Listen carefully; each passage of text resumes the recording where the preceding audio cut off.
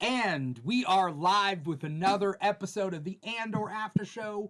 We are talking about episode 9 of Andor, the new Star Wars show that's on Disney Plus right now. Hopefully you guys saw it already. We all did. But everybody out there who's watching us on twitch.tv/The Keeg Show or youtube.com/The Keeg Show or listening to the podcast wherever you get your podcast from, hopefully you already saw this episode because we got a lot to talk about. I'm your host, Dimithri Perera. We also got co-host Sara Zitney, aka Miss Marauder. Sarah, hello. how you doing today?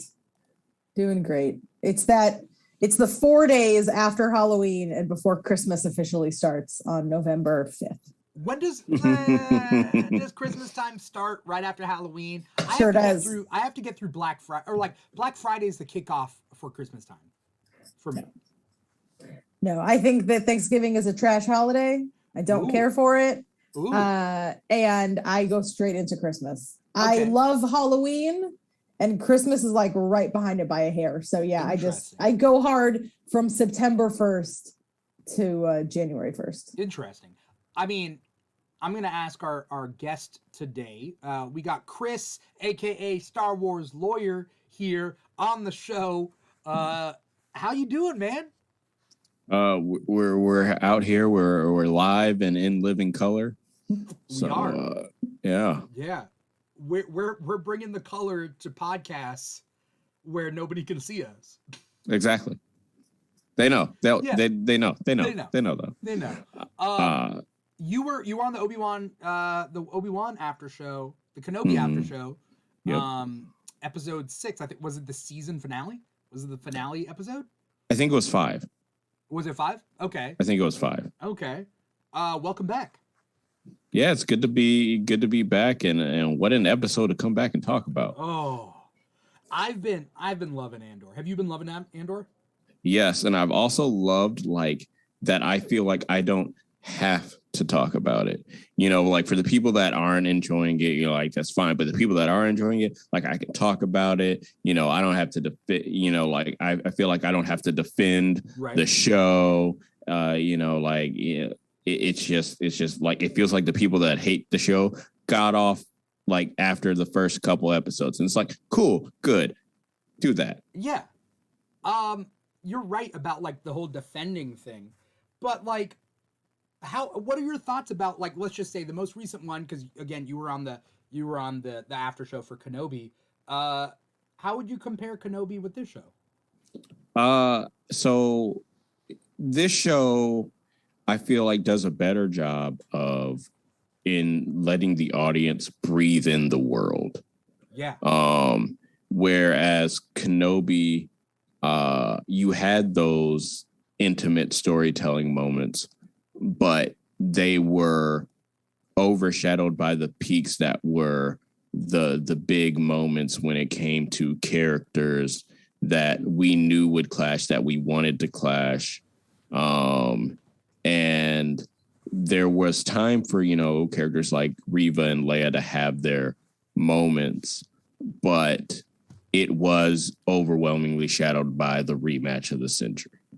Whereas with Andor, you know, we are meeting all these characters that we haven't spent a lot of time with. We're getting to know them better, their families, their struggles. We're watching Cassian really transform from this loner, you know, scoundrel type to a team player, and we're going to watch him turn into a rebel leader and a rebel hero, and all giving him more screen time than Obi-Wan had in his show because you have more episodes. And so you're doing more to develop the world in this show than you did in Kenobi, which they're only a few years apart. But this world feels more lived in than Obi-Wan Kenobi did. Yeah. Sarah, how you feeling? I totally agree. When you brought up Reva, it made me think about Deidre and how a lot of the complaints about Reva, some valid ones, were like, you know, we're kind of hearing that she's a badass and she's scary, but not necessarily. I mean, she did chop that guy's head off, which was awesome. But it was such a slow burn because they took their time with Deidre. We were like, okay, I see, getting little by little. And then this episode, it was like, this was her episode. This was like a scary episode for her. Yeah. So that idea of we got introduced little by little and they didn't feel like they had to make her super intimidating right off the bat. I like that we were able to take our time with it. And that's, I don't have any, I'm a generally positive person. I'm not going to trash Kenobi, but at the same time, I feel like it's like, what do you like better, Breaking Bad or Riverdale? Like, I just feel like this is like miles above as far as like TV goes. As far as a TV show, as a Star Wars property, that's something different. But as a TV show, it's miles above for me. But also, I like what you were saying, that you don't feel the pressure to talk about it, because that's the thing where you're like, I wish more people were watching it. But do I wish more people were watching it? Like, because we don't have to worry about, is it going to get a season 2? They're already locked in. So it doesn't have to be a popularity contest. And the people that are talking about it, I think, have the media literacy to talk about it. There's not a lot of, screaming about things. Yeah. Where are my Clone Wars flashbacks? Right. I mean, okay, so I can see it from two angles. One is I feel like they treat the characters almost like they're separate from Star Wars. They're characters. And then this is the plot they're getting into.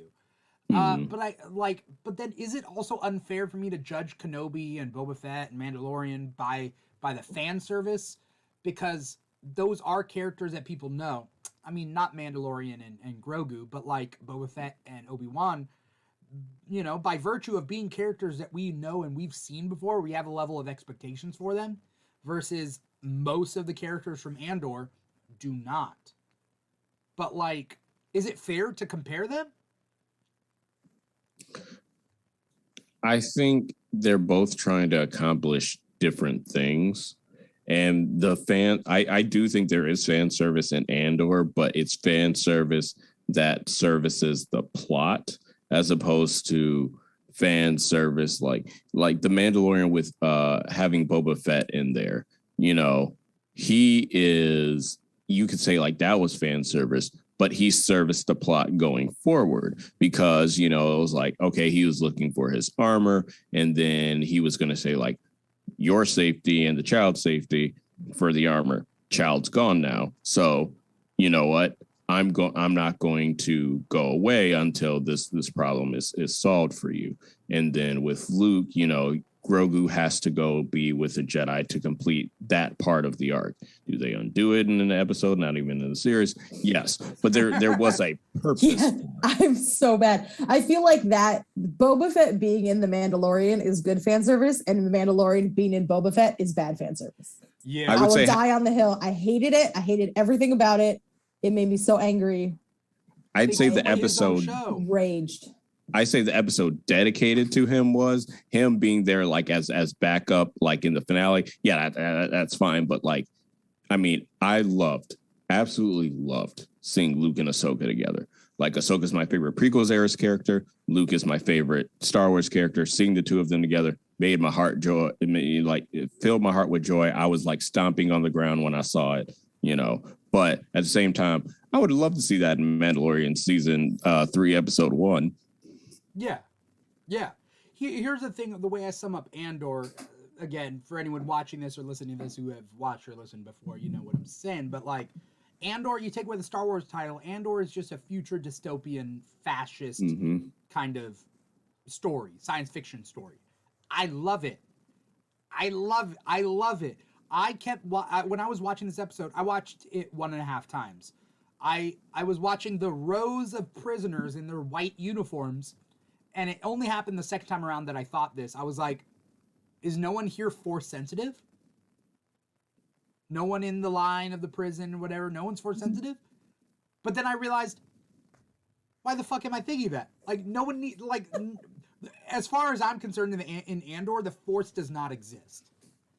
Yeah, that's the equivalent of watching a regular TV show and being like, with all these people in one room, one of them's got to be psychic, right? Like, I feel like it's that. I thought you were going to say, like, one of them's got to be fucking, right? Like, yeah, like, Joey and Phoebe. Come on, right? Like, they got to be. I mean, I feel like, we are experiencing Star Wars as people in like everyday people in the galaxy experience Star Wars. Right. Because even with like Rogue One, there is still that pervasive theme of the Force being there, because you have the Guardians of the Wills or ex-Guardians of the Wills if you're based, and then you have Jyn with the Kyber crystal. So there's still like those elements that are there. Whereas this is just like, yeah, no, Jedi, not a thing. We don't need to. Most people in this show have not met one. And then you have, dealing with real consequences of people's actions trying to survive. Bix, basically being like part of a black market for stolen Imperial goods. Cassian looking for his sister gets, assaulted by corrupt Rent-A-Cops and then, killing them. How does that affect him and the investigation that follows? Marva, his mom, dealing with finding this indigenous child and either leaving him to die, presumably, or taking him with them, raising him, instilling the values of survival at all costs, and how that's reckoned with him 15, 20 years later. Like Star Wars at its core, while it may have the Jedi and the Sith good, but it's about good and evil and people willing to stand up to do the right thing. Yeah. And you don't need the Force to do that. It's interesting because Star Wars as an original, like the original trilogy, is a bunch of different genres. Mm-hmm. This is the war part. Yeah. This is like the precursor, like Rogue One was, right? Like Rogue One was like a war movie. This is even more so. This is the political thriller that, like, I can't get enough. Let's start off with the way this episode starts off. Bix is gonna be tortured. It's rough. We have Deidre. My baby. Oh, is Bix your baby? My baby. I should have expected that. I don't want to say his name, but like I have a friend who's sometimes in the chat here that is a big Bix fan. But that's also like after I watched the first 3 episodes, I was like, "You like Bix, right?" Because like that's his type. And so I'm like, "You like books, right?" And they're like, "Yeah." So I would like to find out what person is Bix not their type, because that's just an objectively beautiful woman. I feel like even if she's not your type, you have to acknowledge it. That's a very attractive woman. Well, in this show, she's like, dare I say, dulled down, but she's not. Like, she's still gorgeous, but like, you know what I mean? Like, it's kind of like grimy dirt town, right? Ferrix. My friend did a Star Wars edition Smasher pass, and like she passed on Bix for me. And I was like, "Oh, thanks." Smash you, like, pass on Bix. Oh, so that you could smash Bix? Yes. Yeah. I was like, she let Bix go so you could have her. What's as long as Bix is up for it, it's consent, enthusiastic consent. Then do what you need to do. In what context, Kris, is this a thing? It's just like we talk about our Star Wars crushes, and then like there is a big circle when it comes to the women in Star Wars that we're both interested in. So we will go back and forth and talking about them, and we'll be like, dibs on this one just to mess with the other one. Yeah. I gotta be honest though, when it comes to the women in Star Wars, I am tired of all the brunette women in Star Wars. I mean, at least now they're not all white brunettes. I mean, other than like Reva? Oh, and Bix too. Yeah. Yeah, but the point is they're still brunettes. Yeah. It's fine. We're gonna get our redheads. I was gonna say there's blondes. You know who looked damn Mon good? Mothma's kind of a redhead. Oh yeah. Well, Mon Mothma's been looking great. I've been on that train since day one. It's the hair though. I told Sarah this, but like back when I was a kid, I was like, oh, like, again, this is just me when I was a kid. When I used to see Mon Mothma, I was like, oh, that's the girl with the boy hair. Like, that's just like my little kid impression. I was never in love with Mon Mothma. I was just like, that's Mon Mothma, right? I know her name, don't know much more about that. But like, is it her name Genevieve O'Reilly? Is that her name? I believe so. When her hair is just, and she's just like, yeah, cool. But you know who looks really good in this episode is her cousin, who we didn't know was her cousin until this episode. What's her name? Vel. Vel. That was such a good payoff because last week I said I want to find out where she's from, but I don't understand how they could possibly fit that information in. And then it was like, here's how we can by weaving it in with Mon Mothma. And I was like, you. Vel was doing great. And magnificent bastards. I thought Vel was looking great the first time I saw her. I'm just saying. Right, but like they're all like, well, okay, they're all looking great. Even like Bix too, but Bix never looks glamorous because they're not. Oh, that's true. They're not in Coruscant. They're in these like, you know, mid to outer rim worlds, right? And they're struggling to survive. I'm not blaming them. I'm not saying that the people are unattractive. I'm just saying like they purposely don't do Bix up, and they don't do Vel up until this episode. Like when you have, you know, Katniss in District 12 in the Hunger Games, and she looks like she's been fed more than what's her face in District 2. Yeah, the little girl that she, you know, like, it, you know, no, the one that Thresh kills, like, you know, he's like, this is for Rude 12.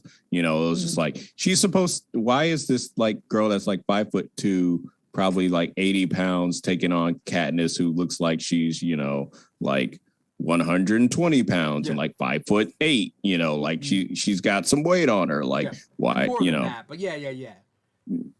I'm with you. You're saying Hunger Games didn't put much thought into. Yeah, like this actually shows the disparity between the rich and powerful and then those that are like in the fight, in the trenches, and how they differentiate and how they live. Yeah. Everybody's putting in time and a half on this show. The writing of the interrogation scene was so good. Oh. It was so good. When Deidre says that, what's the quote? You're in my net, and then like raises her eyebrow. I was like, give this woman every award. This is so good. I was like, I'm terrified of this woman. I know that she's fictional. I know she's probably a nice person in real life, but right now, I am genuinely terrified of her. There was is scarier than moments in this episode that I was like, okay, so we have Deidre. What was the doctor's name? Dr. Gorst. I was like, what's this guy doing? He just seems so unassuming. He was cheery as hell is what he was. He was what? He was like chipper. Yeah. He was cheery. Well, yeah, like that. Dr. Gorst, and he's like, yeah, but that makes it like worse though, because if he was like, okay, did y'all watch House of the Dragon? Yes. Okay, if he's like Laris, you know, like when it comes to like torture and he's like creepy and everything, like that's off-putting. That's also what we expect. But for him to be like, oh, there, you know, there's not a lot of physicality in this, but just let me know when you're done, okay? And I'm just like, I need an adult. Oh. Yeah, like smiling all the way through when he's like, so what we've done is we've extracted the death screams of children. The long story. That's cool, right? It was like a long story, right? Mm-hmm. With like a payoff at the end. He was like, well, when the Empire was going out there was a planet that, you know, put up a fight. And then like they kind of went through it. And then like,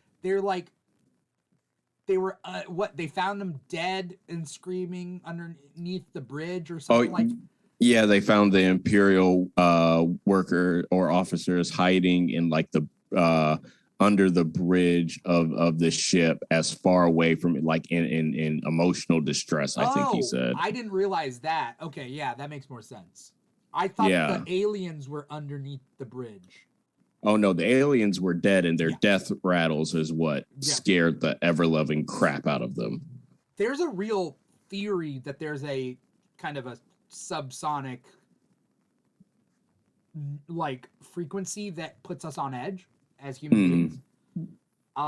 And that's where, this is just a theory, that's why people think they see ghosts, and that it's not real, but that it triggers a certain flight mechanism in us. I don't know. I didn't come up with it. I just heard about it. So, but the point being is, he's like, they distilled the screams of primarily the children as a torture device. You just know this is a speech he's given like 40 times and just loves, he's got it down to a quick 40 seconds and loves talking about it. Which is also scary because anyone that's worked retail, especially like during a sale or the holidays, knows how droll that can get after day one. What, the screams of children? Yes. Yeah. Well, that's after the first hour. But no, the repetition of having to repeat like the same elevator pitch. But the fact that he was still chipper, and we know this isn't even the first time he did that day. Oh, because he did it with Pac, right? Pac. Pac. Yeah. And so, and the way Deidre described it, like, this has got a lot of people excited, which means he's done it with such success and regularity that multiple people in the ISB know about it and they trust it because whatever her boss's name was like, and this was a Dr. Gorst verification. And it was like, yes. So like, that means it's been done a lot. I want Dr. Gorst to keep appearing. I don't want him to die even in the show. Let him do it like books and stuff. Has he appeared like before? I don't think so. Okay. But this also, so people were pointing out the parallels between the A New Hope going to the torture scene with Leia, but this is also reminiscent of the Empire torture scene with Han, because Han, we don't see what happens to Leia. But we do hear Han scream out while Boba Fett and Lando are outside that room. And I don't remember seeing an Imperial probe droid or a torture droid there, but you do see like he's in this, he's in that like the harness thing and he goes into the machine. I wouldn't be surprised if that isn't a new and improved version of what Gorst did. And instead of just you listening, it's going throughout your entire body now. I would love it. I would love it.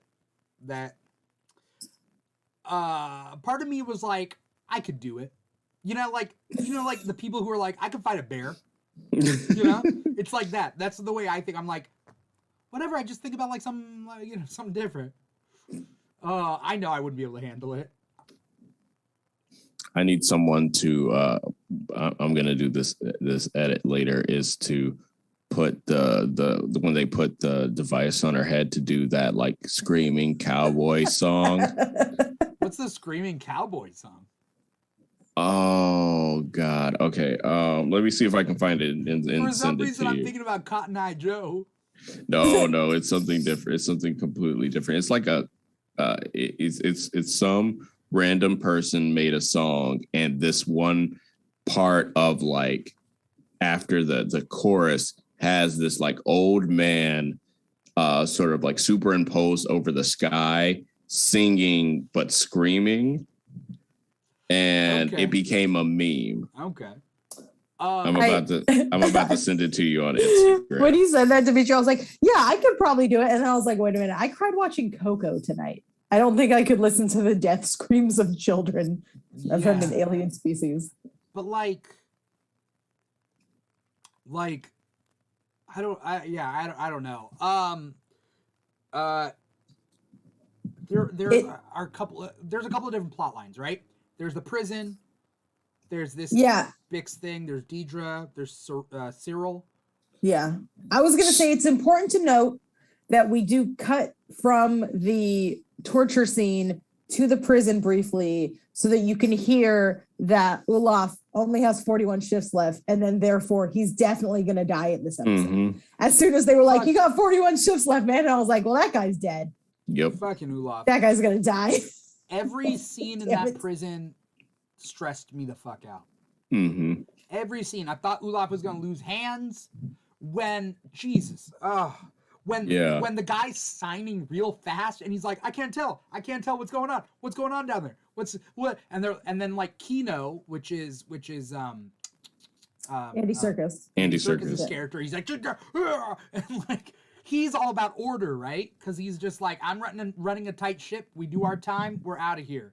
Like, but then like the power outage happens, and then it turns on. And I didn't put two and two together until I read about it online. The power outage happened because they fried floor 2. Yeah. Like, that was them putting that much juice into killing everyone on the floor that the power went out. At that moment, everybody on that floor died. Mm-hmm. And Andy Serkis, like at that moment, I feel like that's when you could see him start to crack. When the power goes out, that's when he starts getting freaked out. Yeah. And I was like cheering for him the whole episode. I was like, this is going to do it. He's going to do it. I saw him going one way or another. I was like, he could either just be like a sniveling kind of guy and report Andor and then thus deserve a death. But Chris, what were you going to say? Cassian spent this whole episode singing "They Don't Care About Us" by Michael Jackson. And, you know, throughout it, you just see Kino's just trying to slowly get into the song. And he's just like, and then by the end of it, he's doing the whole dance with him. Yeah, like it's just that slow burn to break him. Oh, man. Oh, and then Olaf. Okay, so I kept thinking Olaf was going to lose hands. Because they kept being like, hands away. And he's like, hands away. Like, either that or he was going to like fall forward and it was going to just crush him. Yeah, but then I also thought, like, is Star Wars like that? I'm trying to, like... Yeah, because think about the Mandalorian pilot, you know, the guy that gets sliced in half by the doors. When was this? That's like moments into the pilot. When he starts fighting, he's in the bar picking up that blue guy. Yeah. And he pulls And I think it closes like this, and it just it cuts them in half. That part's different, but that's a different context, right? Someone like slipping and then like chopping their head off is different, you know. And this guy's got a name. That's true. And he's just an old man. Like but like any other movie would have been like, yeah, sometimes shit happens. Mm-hmm. And the thing that I found most interesting, that's not true. I found everything really interesting, but how quickly we see the change in Cassian, because one of the best things about last episode was watching Diego Luna portray so much without much dialogue. And you could see the genuine fear in his eyes and how quickly, because Bix just got picked up. It hasn't been that much time that he's able to be like, okay, we're getting, he's obviously in cahoots with people. They're trying to get Kino on their side. So this idea that he's going to let himself be terrified for a little while because he's in a terrifying situation. And then he's going to get himself out. He's not going to be in there for 6 years. So watching him kind of flip that switch this episode was amazing. It's something that I really enjoyed watching. Because there's a time jump, right? Yeah, I think it's like 30 days. But what's weird is there's no time jump for Bix. It's probably just because it's going to be, there's that time where there has to be travel. And even though things happen in hyperspace, there's still some time that passes. So it's still playing fast and loose with that. Because while we may be seeing Cassian like just getting there at the last episode, he could have, by the time Bix is in interrogation, it could have already been 15 days there, plus relativity, and they're on a different planet, and wibbly wobbly, timey wimey stuff. Yeah. The 30 days, the 30 shifts later thing it happens in the middle of the episode. So it's not like at the end and then Bix has been sitting there for 30 days. Because it's in the middle of the episode, I think we're meant to, Bix just getting on with her life. They're all just doing stuff. Because then we come back and find that Marva has fallen, and like so all that stuff has happened in the interim. Yeah. Mm-hmm. Yeah. How do they make a sterile white kind of corridor scene be so interesting? like when they're in lines in opposite ways, and just like they're just talking. Because the acting, the writing, and the directing are all incredible. Like it's just everybody's at the top of their game. Yeah, and the directing makes you feel very claustrophobic, especially the way they frame the shot when their hands are, like this, and you're not straight on them. You're looking up at them from the side, and so you're not getting their full bodies. You're getting more of like the ceiling in the background. You can see some of those other people. And so it just feels smaller. I get major anxiety when they have to do this all the time. Like, it's just, ooh. Yeah. I think like what the difference between this and the other shows, this show comes into it being like, I don't owe you. Mm-hmm. You're going to be on my side at the end, but I don't owe you anything. Boba Fett was like, I owe you Boba Fett. I owe you like these side characters. I owe you a Rancor. I owe the fans something. That's fan service, right? Mm-hmm. Like Spider-Man No Way Home is like, we want to tell a story, but we owe you for the 20 years you spent as a Spider-Man fan. We owe you, but that's a detriment to the story, But this show's like, we don't owe you jack shit. You could not watch it if this is not your thing, but those of you who do watch it, like you'll love us at the end. Mm-hmm. What's the Michael J. Fox? What's the quote in Back to the Future? I guess y'all aren't ready for that, but your grandkids are gonna love it.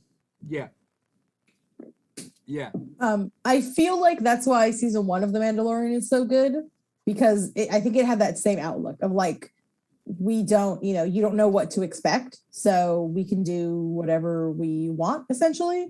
And then season 2, it got a little bit more like, we got to put some fans. We got to connect it to the bigger Star Wars universe. Ahsoka, Luke, which is so interesting because this has such a clear connection to this. I mean, it's leading straight into a Star Wars movie, which leads into the original trilogy, but it's able to operate so independently. It's just so good.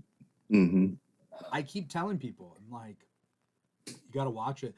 Like, but again, the people who, again, lack media literacy, people who are just there for the explosions or the force, I get it. I get wanting to see people do backflips with lightsabers. I get it. I love it. Episode 1, Phantom Menace. Like, I get that. Like, but that's not, like, everything I love, right? Like, that's not the only thing I love in life is these backflips with lightsabers. The story in this is crazy, and there's no superhero antics, essentially. I feel like for anyone that thinks it's too slow, because when I was watching this, I thought the pacing was amazing. I thought it built really well to the point that at the end of it, and this is just how I am, I'm a very enthusiastic person. I was sitting on my couch alone at 12:40 in the morning being like, prison break, next episode. Like, I was like so excited. Like, the way it built, I was like, let's do it. But I feel like I would tell someone, if someone's like, it's too slow, I would be like, okay, cool, so here's what you can do. You're gonna watch it in 3 episode chunks. You're gonna wait for the 3rd episode of the arc to drop, and then you're gonna watch 3 at a time. You're gonna binge 3, and then you're gonna wait for the next 3, because it's such a clear, like, intentional thing that's happening. It was the setup, we're building it, and it's going to pay off next episode, and I'm delighted. I want to shout out Mr. Plow. Mr. Plow's in the chat, says the dread is the compliance and the new terms like on your program. I think he's talking about like the fact that like just like their time got doubled. They don't get it. There's nothing you can do about it. They just get doubled, right? The get on program, what they say, like, like to, like their lineup phrase is get on program instead of lineup, and that's just like, it's one thing when you have physical guards there, and like, okay, they're gonna beat you, but like they're gonna fry you. Yeah. Let's talk about level 2. I saw it one of two ways, and I had to again go online to kind of parse through the whole thing. But after the guy's shift was done, some guy,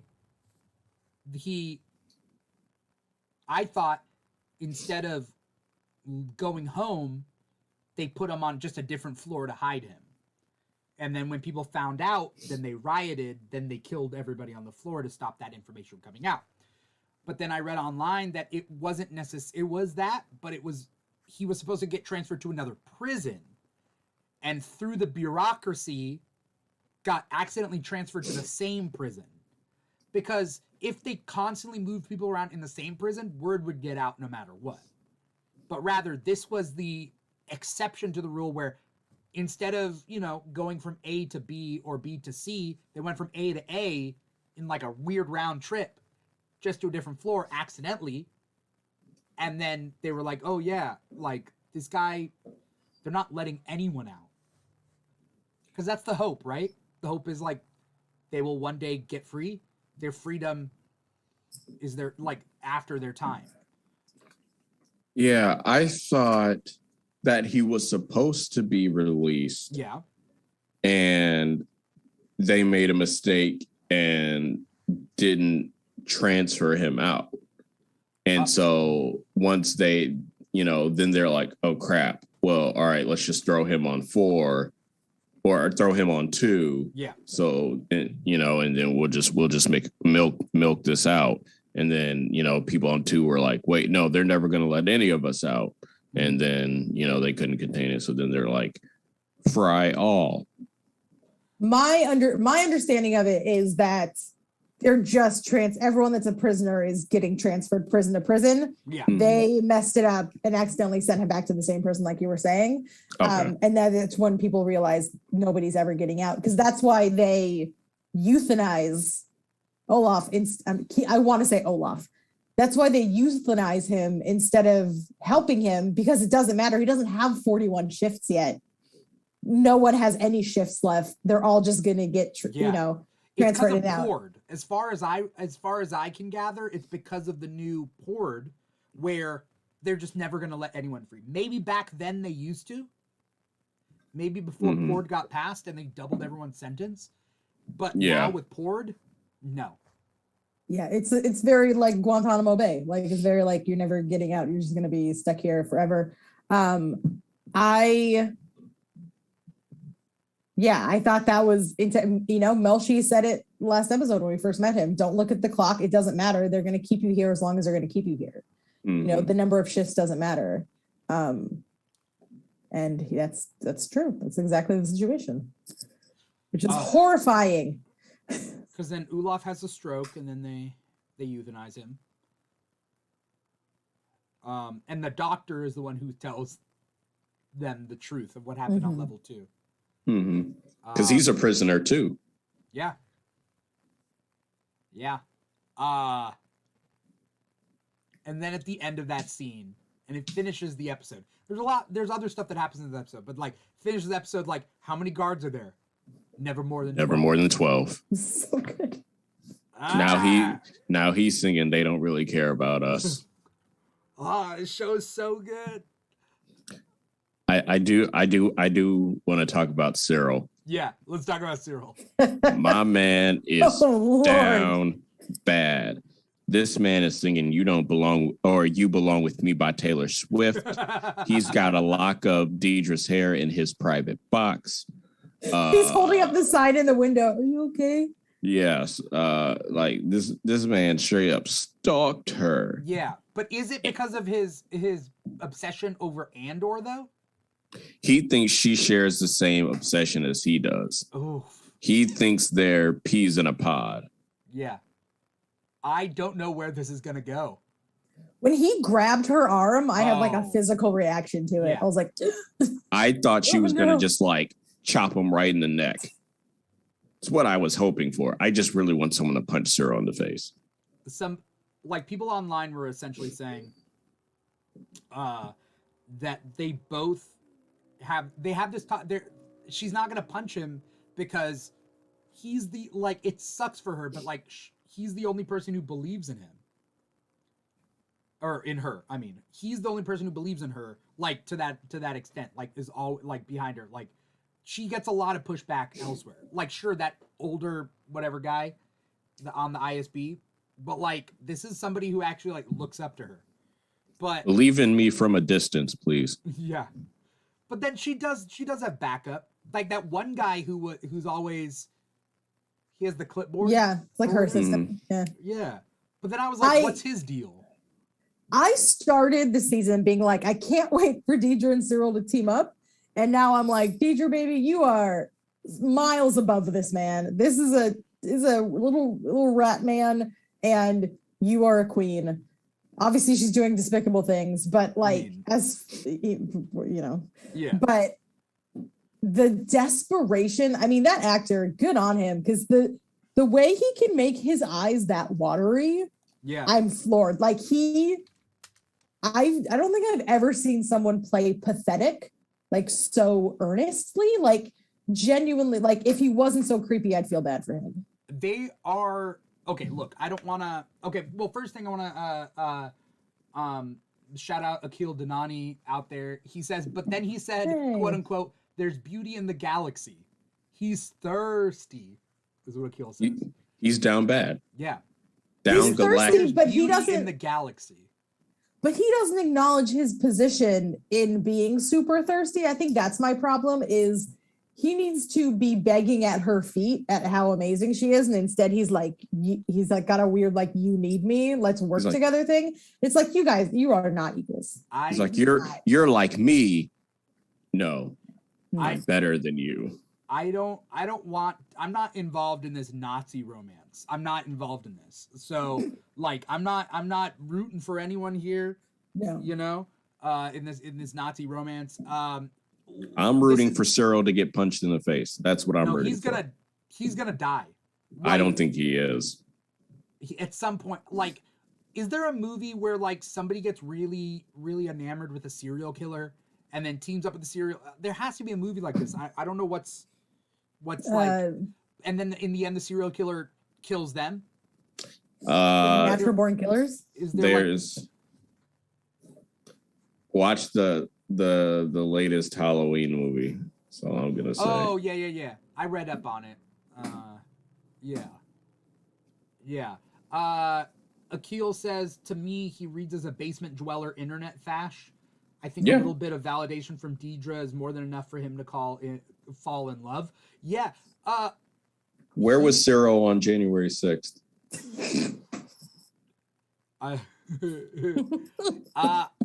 Tell me I'm wrong. He literally lives with his mom and eats cereal for every meal. So, I mean. Okay, first thing, you know, there are very attractive, sane men who live with their moms, you know, out there. I'm sorry. There are, let's get this straight. There are very, you know, some would say hunky men who still live at home with their moms, you know, that host live streams and podcasts. I don't think the rent on Coruscant is as bad as it is in Southern California. In California, yeah, that's true. Move to Coruscant to pay less in rent. No, the vibe I get from Cyril is school shooter, like, because there's that scene, and this actress is doing such a good job playing his mom, when she's just nagging and she's just like hitting him like with words, and then he's like, I got a promotion, and then she's just like,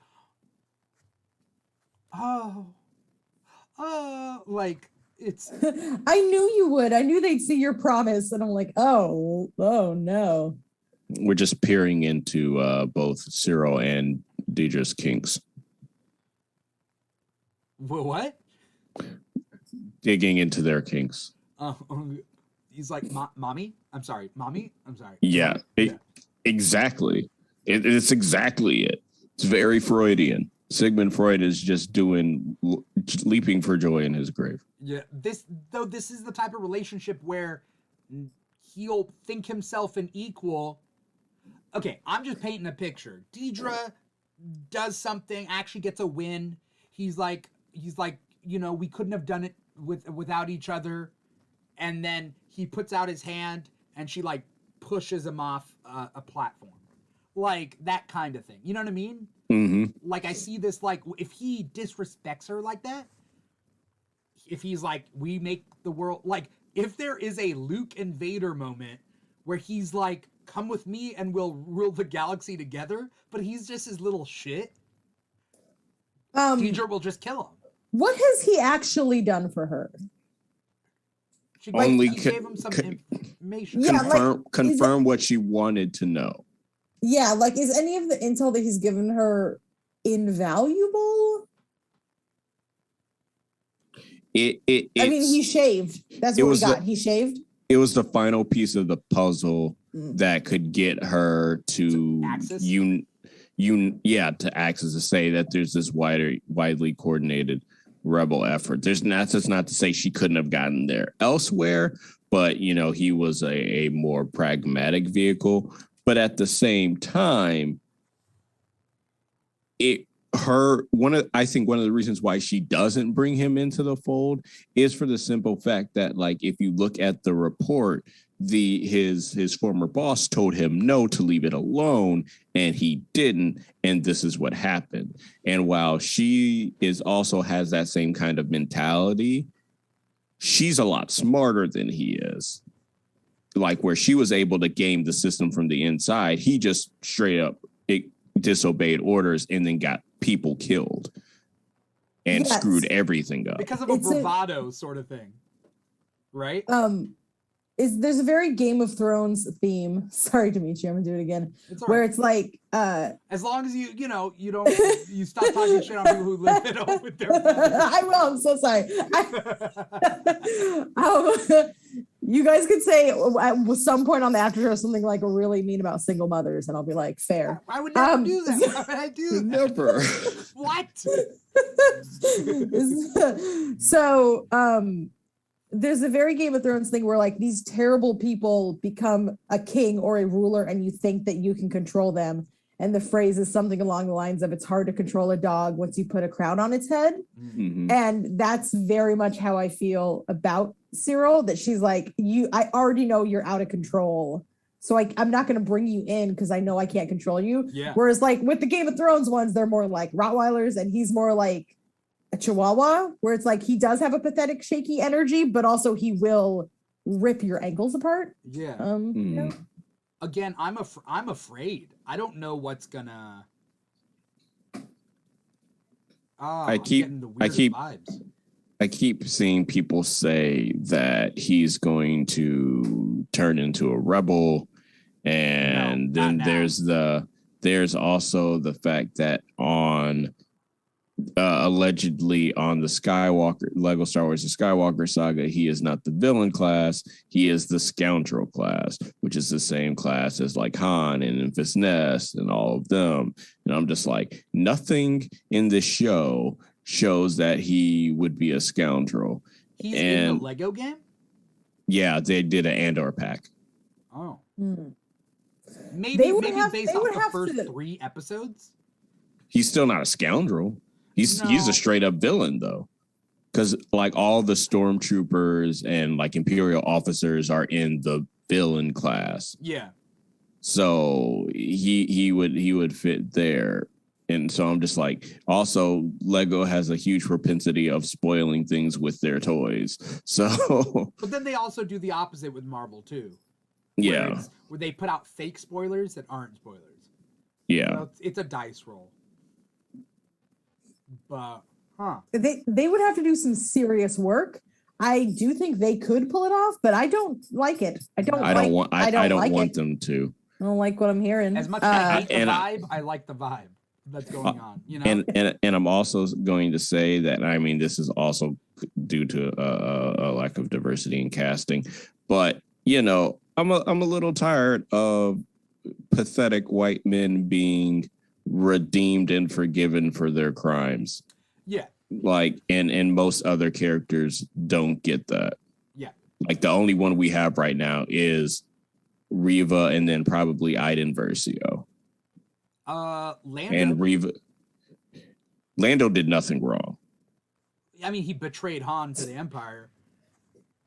He's done nothing wrong Okay. in his life. All right, short tangent. Yeah. Lando was responsible for the lives of everyone I on agree. Cloud City. I agree. Lando had not seen Han in several years. Yeah. Han brings the Empire to his doorstep, and Lando has to choose between saving Han's life or letting everyone on Cloud City die or be subjected to Imperial imprisonment. I'm not blaming him. I'm just saying that he had to make up for to Han for that. You know what I mean? He doesn't. I mean, he also was going to do right by Leia and Chewie, which he did not have to do. Stealing Han's clothes and trying to hook up with Leia. I'm just joking. He had one of Leia's best outfits ready for her, so that's a point in his favor. I mean, ulterior motives, maybe. Also, he gave Kira and Leia, both whom were in love with Han, clothes from his closet that were both red and white. Oh. I love Lando, by the way. Lando is one of my favorites. I'm just saying that, like, he did have to, like, redeem himself in, like, the viewer's eyes by saving everybody at the end or whatever, you know? Okay. I mean, yeah. Akil Danani in our chat. Akil is like a Lego master. I was hoping he was still in the chat to when we were talking about Lego. I was like, he's gonna know. Yeah, he's gonna know the answer. Yeah. Akil says the scoundrel class has aiming and communication abilities. The villain class has access to Imperial computers, which Cyril probably won't have anymore.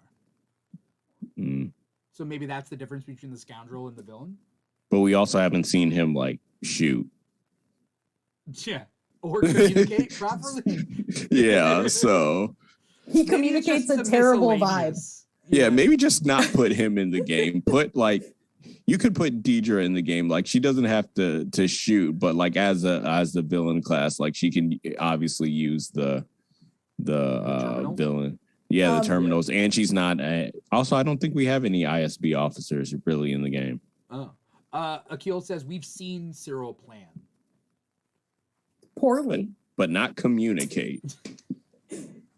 Yeah, he gave that amazing speech about let's get out there and do it. Before we move away from Cyril, I have to give a moment for one of my favorite Cyril moments of the episode, which I wrote in my notes, and I was trying to figure out what is this in reference to, and then I was like, oh yes. So the note is the loud slurping, exclamation point, exclamation point. Oh. This is painful. The way he was slurping the blue milk out of his cereal as his mom was trying to talk to him. Oh. One of the most amazing things I've ever seen. But he didn't finish it though, right? Funny. She poured more cereal in for him. Oh. Yeah. He's trying to give this man cavities. Do you think there's symbolism? I don't know how, but the piece of cereal fell out of his bowl and he picked it up then he put it back in the bowl. There's been repeated moments where he's staring at the little piece of cereal. I don't know what it means yet, but it means something. What does it mean? I don't know, Chris, if you got an idea. That one piece of cereal that got away is Cassian Andor, and he's fixated on it, and he's trying to put him back in the back in the bowl. Like, because he's a threat. Maybe it's order. Like he's all about order and like justice. They kind of look like planets. I don't know if that's anything. Yeah. I don't know. Mon Mothma has the scene with Vel, right? Mm-hmm. Both of them looking good. The daughter being a little shit. Like when Mothma's like, I don't know if your dad will let you wear it. He's like, he lets me do whatever I want. And she's like, okay. Aaron is turning the Lita against Mon. Like, what's the daughter's name? Lita. Because, she's a teenager in a rebellious phase. Like, yeah, get that. That's fine. Yeah. But the way that, she's like, oh, dad'll let me do whatever I want. Yeah. And then when it's something like, she wants to leave these gatherings and parents just like, oh, yeah, go ask your mom. Because if Mon says no, that's like putting a rub in between them. But also by saying like your mother is the gatekeeper from you being able to do what you want, right? That makes, like him look better, because I think Perrin does resent Mon like this was an arranged marriage, and like while he's enjoying his benefits, he doesn't really like her politics. Yeah, and to be talking to your teenage daughter about the fact that the guy that's come around a couple times is your mom's ex-boyfriend. Yeah. Like, that's obviously shady. And I thought it was funny that she was like, that was in grade school. And I was like, Mom, you got married at 15. So like, I don't think that's an excuse you could make, but also gross that you guys are talking about it like that. Yeah. And it just seems like having secrets with your daughter away from your like significant other is kind of weird. You know what I mean? Yeah. That's gonna come to a head at some point. Yeah. And I hope it comes to a head with parent dying. Yeah. Oh, fingers crossed. It would be funny if like final scene is Cyril reaching out to Deidre being like, let's do this together. Deidre pushes him off a platform. He falls through Coruscant on top of Perrin. 2 birds, 1 stone. Yep. Somebody pointed out that like when the medical guy in the prison was like, I don't want to know his name. That, but then also when he said he yelled for a body bag, and they said it's already coming. Mm-hmm. Fuck. Oh. They're easy to replace. They're cattle. They're livestock. They keep that, right? They're easier to replace than droids.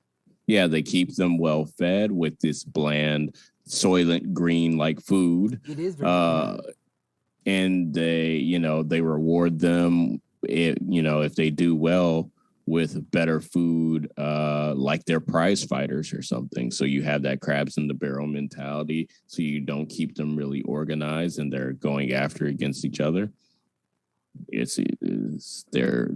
They've dehumanized them. Yeah. I love the dynamic with Cassian and Kino where he's like actively talking to him about, have you ever thought about escaping? Have you ever looked at a plan to escape? And he's doing that thing where he's like, don't, and he's being a little bit like he's allowing the conversation for a minute before he shuts it down. And then the conversation that Kino has with the medical guy, it's very, the dynamic of the prisoners being the bosses of the other prisoners, I think is a genius. I mean, not in a prison sense, but like for the show.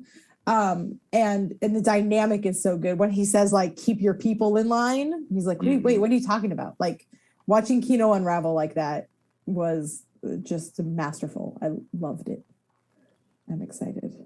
I saw Kino going one way or another, being bad or good, and I'm glad that he's on the good side, but I feel like he's gonna die. Me too. You can see the ideologies in each of these characters' brains. And the way they're all acting their fucking hearts out for these Vel, when Vel is talking to Mon Mothma and she just reiterates what Cinta said. Mm-hmm. The rebellion comes first and we take what's left, right? Is that what exactly? Yeah. It's what Cinta said. But when I watched it the second time, I watched her face. And she didn't it wasn't like she believed it. She was like, she believed it, but it's a recall, Mm-hmm. And I feel like it's the levels. So Cinta is the most radical, so she has to reassure Vel about it, and then Vel is more radical than Mon, so she has to be the Cinta for she has to take on that role. And I feel like they're doing such a slow burn with Mon, but I love it because you can see how hard it is for her to step out of the role. She's trying really hard to keep it under control, and it's just like the tiniest of cracks. And I feel like that's a good, everyone's kind of moving into radicalization at their own pace. We've got Cassian doing, jailbreaks and heists. And then we've got Mon trying to keep it together, trying to think that she can just stay in this role without, going full-blown rebel. Yeah. And obviously it's not going to happen. But Kris, do you think Mon has a lot to lose before she becomes the Mon Mothma that we know? It's interesting because we don't see a lot of her in 4 and 5 because, you know, she's the canon explanation is she's taken off of Yavin 4 so that not all of the rebel leadership would be wiped out if, you know, the attack on the Death Star failed. But we do know she loses her status, obviously, because the Senate gets taken down and she knows she's being watched. So I think she will have to at least lose her family, at least for the time being. Mm-hmm. Whether that's, you know, I don't think she would care as much if Perrin died. She'd probably care more if Perrin outright betrayed her, and that would be a bigger hit to her. And then with Perrin, Lita would go with him as well. Yeah. And then I think Tay has to die because that's going to be something that will really hit hard for her. Shit, I forgot about that plot point. Tay Coleman wants Mon to deal with the gangster. Mm-hmm. Who's going to be coming to their house. Yeah.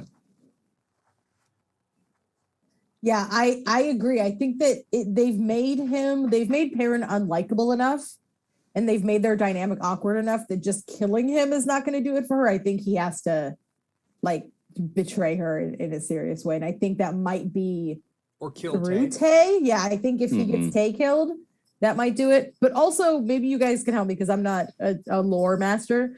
But is that the way it works in the Senate, that they click off their lights when they're like done listening? Because that seemed to be what was happening. Is that what happens? That's a new thing. What I attribute it to is like in the UN when you have the little boxes that you have the translation, and then you just like put it away as a symbol of like, I don't care what you're saying. Yeah, it was a little bit like British parliament-y, where they kind of like shout and like heckle at each other when you could hear the heckles coming in, and some of them were supportive and some were booing her, and then you saw people like flipping their lights off. You say British Parliament, but you guys remember you lie when Obama was president? Yeah, but it's in the British Parliament, they like are very raucous. Yeah, they do it all the time. Yeah. But like that, we remember that because that was unusual. Yeah, but like now, like, senators don't even show up on certain days. Oh yeah, but that's also rather common. Yeah. By the way, sorry, it just reminds me of this SNL, the SNL sketch off that "You Lie" thing. It's back when Will Forte was on it, and he was like, "All right, guys, in a couple minutes, we're all gonna yell together, 'You lie,' right?"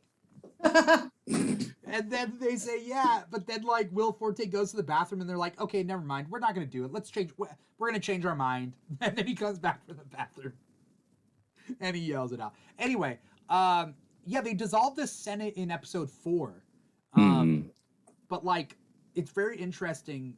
Like Mon Mothma is still trying to put up a fight on the Senate floor as well as behind the scenes. Yeah. But it's fruitless, you know? But she is, you know, like she said in the last episode, like, watch the rock in my hand while I have the knife at your neck. Yeah. Did Palpatine tell her that or something? Like, didn't she say something like that? She said that's the tactic she learned from watching Palpatine. I'm trying to think of like whether there's more, but what do you guys think is in Cyril's private box that he told his mom not to look at? A lock of Deidre's hair. Oh no. I don't know, but it was just that was a real classic toxic parent move or toxic spouse. The like, why are there text messages between you and another girl on your phone? Immediately comes, why were you looking at my phone? I was like, no, I've had this conversation with someone of, you know, that so perfectly was the dynamic between them. I don't know what's in his private box, but I don't want to know. I could live the rest of my life without knowing. Yeah. Yeah. Do we have any final what's up? I think it's just post-it notes with him writing like Mr. Cyril Andor in different handwriting. Cyril Andor. Yeah, like if we got married, did you guys? Not Was Deidre? that? That's not a guy thing. Yeah, I don't know what Deidre's last name is. What's Miro. Miro. Yeah, yeah, he's trying out both of them. Mr. Cyril Miro and then Mr. Cyril Andor. Mr. Cyril Miro - Andor. Yeah, Yes. he's practicing his signature with their new last name. Yeah, but like a hyphenated last name of the other two. Yeah. This show's just going to take a complete left turn into that. And it's a Three's Company sort of thruple situation. Somebody write that fanfic. So, I guarantee you someone already is. I don't want to think about it. I don't want to read it. I want to know that it's out there, but I don't want to read it. Rule 34. Just the idea that it exists. Yeah. Yeah. No, I'm good. I'm cool. You guys, as we close up this episode, do you guys have any final thoughts about this episode? It sucks because I watched this episode at midnight when it drops, and then when it's over, I'm like, I don't want to wait another week. I don't want to do it. Yeah, there was a lot of emptiness this week without House of the Dragon. It feels like it was because I had House of the Dragon on Sundays. I had a new thing, and then, I listened to my 3.5 hours of podcast about it. So it was very, structured. And now that I just have Andor, it's my life feels a little bit empty. I mean, that and a lot of shows are like on a little fall break right now. So if you are watching something that comes out on like cable or something, you may not see it for 2 weeks. So Andor has it for, next week at least we do have Wakanda Forever, but that's just gonna emotionally break me. And so Andor's got its last run, but yeah, no House of the Dragon, no Rings of Power. Andor is sustaining me. I mean, I'll be honest, like, I watch a lot of stuff, so it's not so much that I don't have anything better to watch. No, sorry. It's not so much that I don't have anything to watch. It's that I have nothing better to watch. Nothing is beating Andor. Nothing. For me, yeah, Andor is so good, and then the conversations that we have about Andor are so good. And for me, House of the Dragon was like that, where it's like you watch it and then there's going to be talk and amazing memes and that kind of stuff. Whereas if I start watching... What did people tell me to watch? Rings of Power?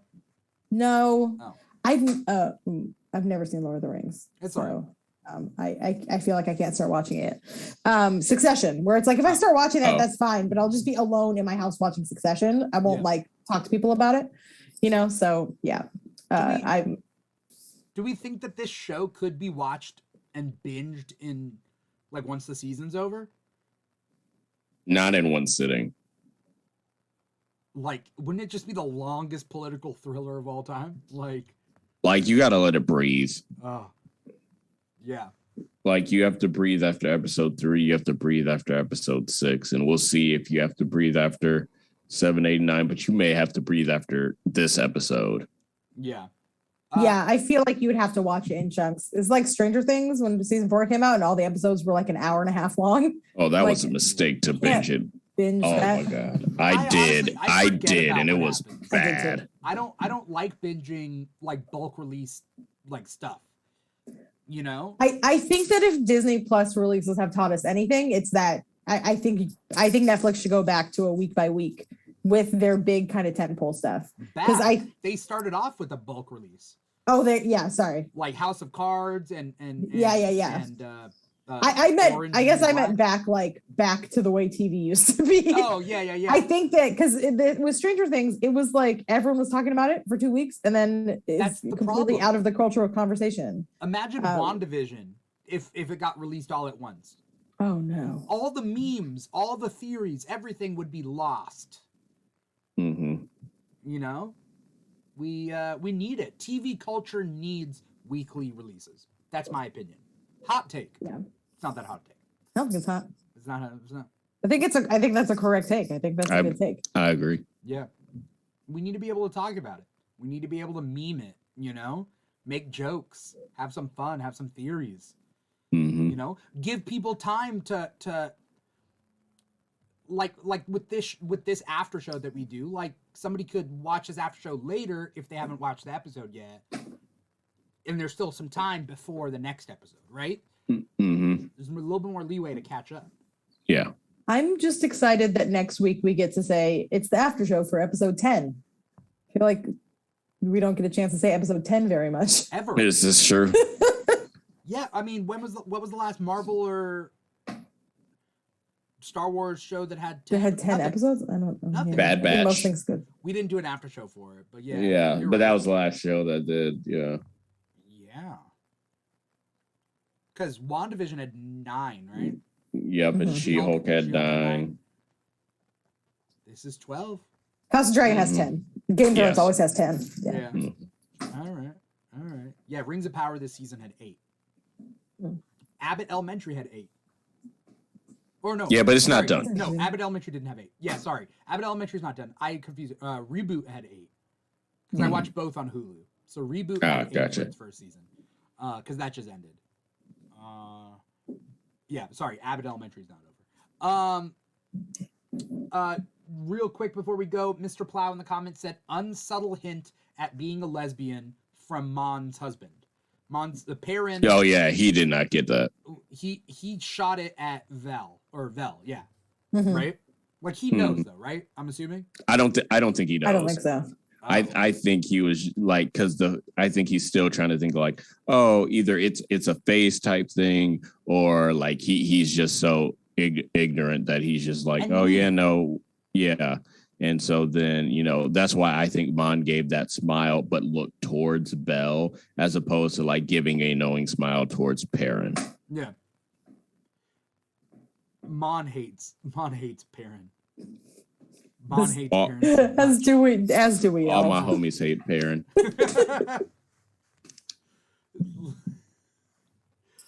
I want to hope that no matter what happens, that Mon Mothma finds love later.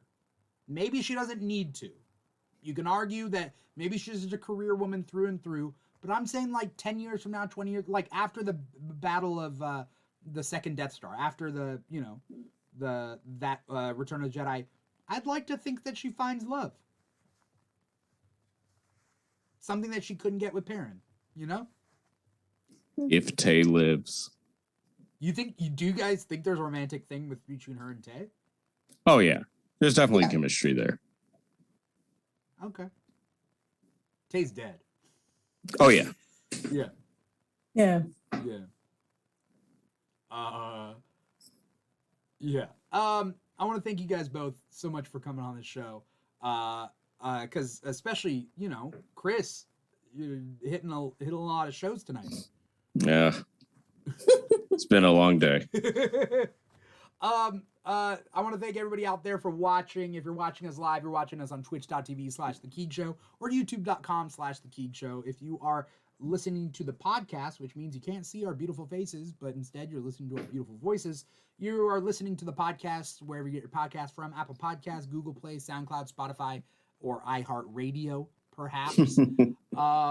If you are interested in social media, if you're on social media, you can follow us at TikTok and Instagram. We're on those two. We're also on Facebook and Twitter. I don't know for how long. I'm thinking about it. I don't know. I feel like Twitter's on the verge of like Bane breaking all the bad guys out of Arkham Asylum. You know what I mean? It's that point. In both Dark Knight Rises and the Batman comics, like Elon Musk is going to be lifting the lifetime bans of everybody who's gotten lifetime banned, which means all the inmates of Arkham going out into Gotham streets. It's going to be hell. Everyone. Or you could pay $8 a month for a blue check mark. I love that it was Stephen King that pushed it to be $8 a month. That's my favorite part of it. It's always Stephen King on Twitter doing the most delightful things. It's so weird.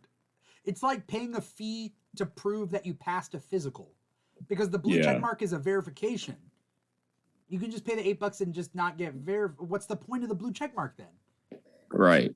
And the delivery of it was like, I'm sick of all of these rich people and high class people hoarding the check marks. Pay for them then. And I'm like, isn't that? And $8 Hold on. is such a paltry amount too. Mm-hmm. Well, that's because Stephen King said, don't do 20. And then he was like, oh, maybe. I'm sorry, Stephen King. Can you not afford $20 a month? Let me make it 8. I think he was just trying to be like, it's dumb to be charging for it. And Yeah, then, Mr. Plow says Garfield asked for it to be $5. What? The cat? Garfield the cat? That's what Mr. Plow is saying. I don't know what the context is there. We'll figure it out. Thank you guys so much for being on here. Sarah, as normal, thank you so much for being co-host.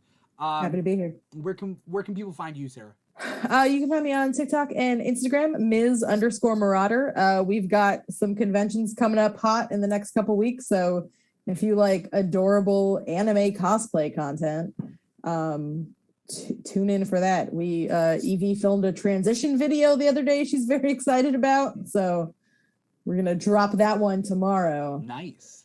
So she's real delighted. She was like, put it on the internet. And I was like, okay. Chris, Put it on the internet. Have you seen Sarah's like mother-daughter cosplay stuff? Yes. Sarah and I have met. We met at Star Wars Celebration. Yeah. Oh yeah, that's right. Yeah. I forgot. Okay, that's right. That's right. Yeah, we all met up. All right. So anyway, then yes, the answer is yes. Great. It's super cute. Chris, where can people find you online? What do you got coming up?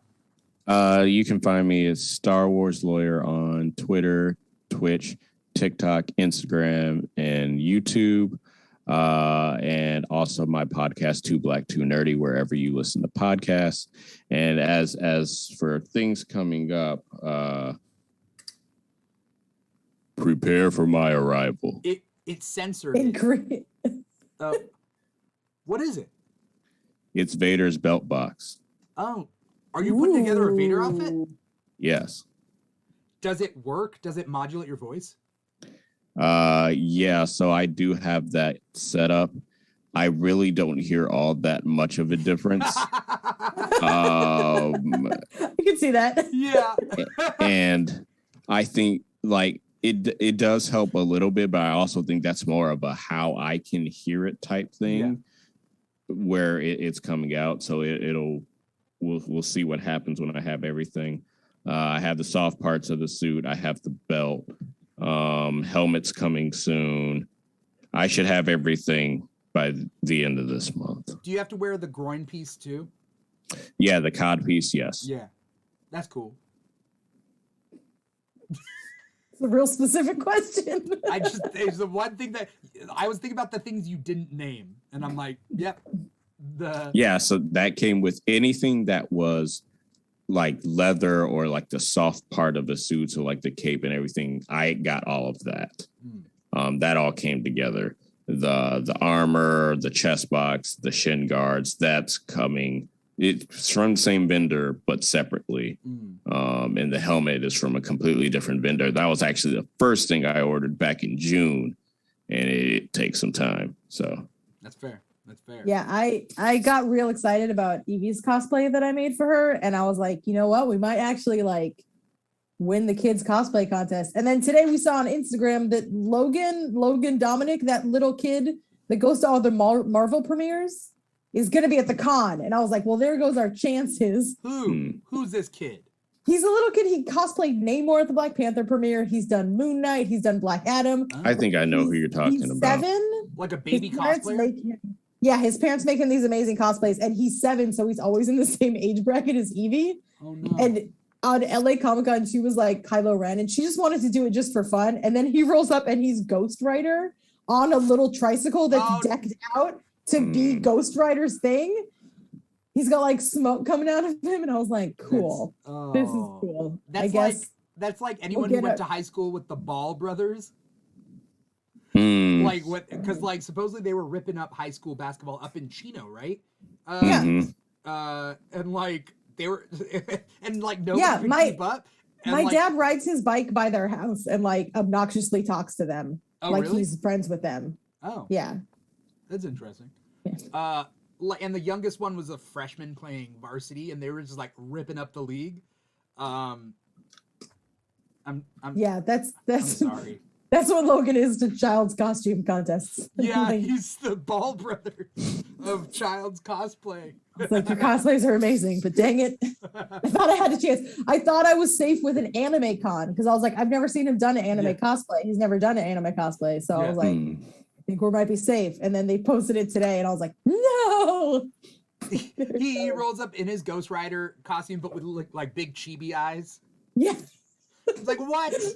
You make Ghost Rider chibi? All right. I was like, I'm trying to let her know that cosplay is not about competition, it's about fun. But dang it, But you're throwing things. You're like. I was like, I worked so hard on this. Yeah. Well, LA Comic-Con is also coming up in December. So yeah, he's also there. He's local, so he'll be there too. But at LA Comic-Con, every kid gets a medal for participation. So except kids dressed as Chewie. Right. So she got that thing and was like, I won the competition. Aww. And I was like, you sure did. That's cute. That's good for you. Yeah. Thank you guys so much for coming on. It's been a blast. Everybody else, go follow Miss Marauder and Star Wars Lawyer and, the Keeg Show while you're at it. But thank you guys so much. The Keeg has a bunch of different other shows. Comic Talk every Thursdays. The Keeg Talks every other weekend. We're especially going to do one for Wakanda Forever when that comes out. And then we have the Andor After Show for 3 more episodes before the season ends. So thank you to Akil. Thank you to Mr. Plow. I'm not sure who else was out there, but thank you guys so much. Once again, I'm your host, Dimithri Perera, and this has been the Andor After Show, talking about episode 9. Take care, everybody, and bye-bye.